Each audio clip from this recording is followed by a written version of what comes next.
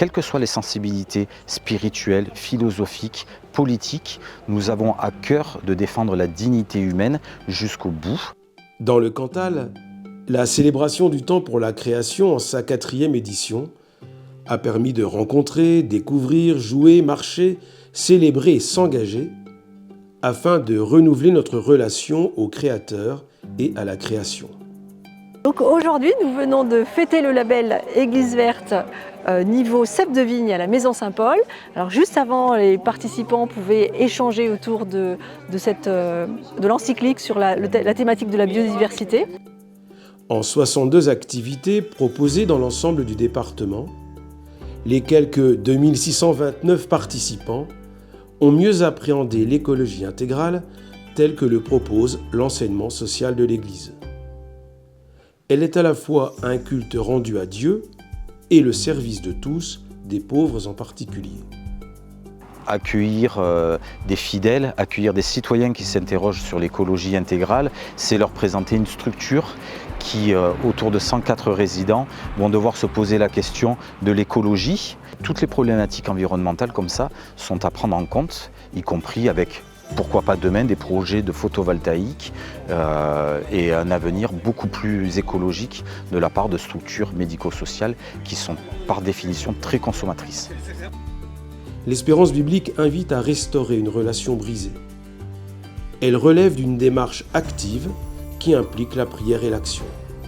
La conversion écologique est un appel à la solidarité qui demande la justice, source de paix. Quand on est à cette période d'écologie, de produire le plus propre possible, un barrage fait partie de ce qu'il faut et de ce qu'il faudrait faire. À nous peut-être de réinventer quelque chose, faire des micro-stations en aval de ce barrage. Je sais que ça peut se faire et je crois que ça serait une solution parce que nos gorges sont tellement encaissées que la vitesse de l'eau, la puissance de l'eau pourrait faire d'autres productions d'électricité et sans esquinter le territoire. La relation est la dimension clé de la conversion écologique. La relation, c'est la vie. Le cantique de la création chanté par saint François d'Assise, saint patron de l'écologie, témoigne d'une relation ajustée avec l'ensemble de la création.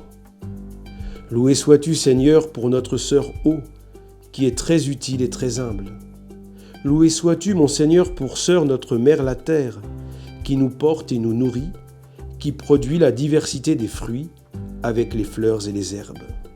Ces 4 semaines, c'est vraiment un beau moment de vie et de rencontre.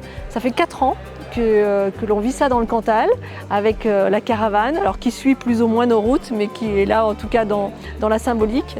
4 ans qui nous ont permis vraiment de rencontrer plein de gens qu'on croise ou qu'on ne voit pas, mais qui pourtant sont importants sur nos territoires. Et puis aussi des occasions pour nous aussi de dire que l'Église s'intéresse à ce sujet-là. Mais il ne s'agit pas tant de chercher à restaurer.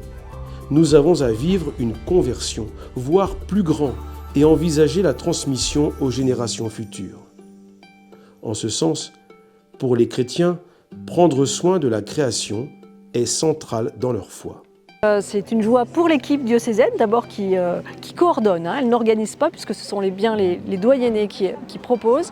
Mais c'est une joie pour nous de voir que nous ne perdons pas le souffle de ces visites. Et puis qu'il y a même des personnes parfois qui se proposent en disant l'année prochaine, tiens, venez donc visiter chez moi ou à cet endroit.